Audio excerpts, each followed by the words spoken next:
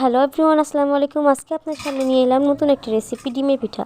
ডিমের পিঠা বানানোর জন্য সর্বপ্রথম আমরা পেঁয়াজ কুচি, মরিচ কুচি এবং ধনিয়া পাতা কুচি নিব। তার সাথে আদা বাটা, রসুন বাটা এবং জিরে বাটা নেব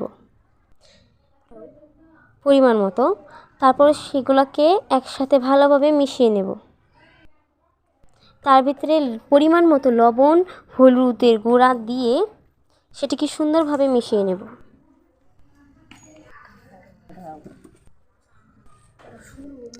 মিশানো শেষে আমরা ডিম দেব। আপনারা আটার পরিমাণ অনুযায়ী ডিমটা দেবেন। আমার আটার পরিমাণ অনুযায়ী 3টা ডিম, তাই 3টা ডিম দিয়ে ভালোভাবে সেটাকে মিশিয়ে নিচ্ছি।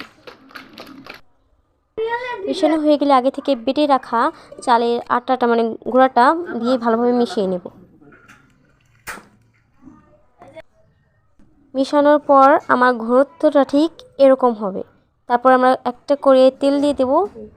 তারপর আগে থেকে যে ব্যাটারটা তৈরি করছিলাম সেটা তেলের ভিতরে দিয়ে ভালোভাবে পিঠাটাকে ভেজে নেব। সুন্দরভাবে দুই পিঠ লালচে লালচে করে ভেজে নেব।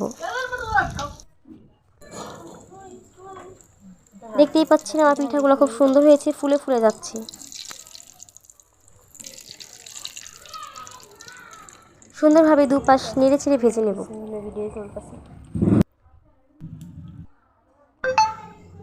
দেখুন তৈরি হয়ে গেছে আমার পিঠা। এটাকে আমি একটা থালে বের নিচ্ছি।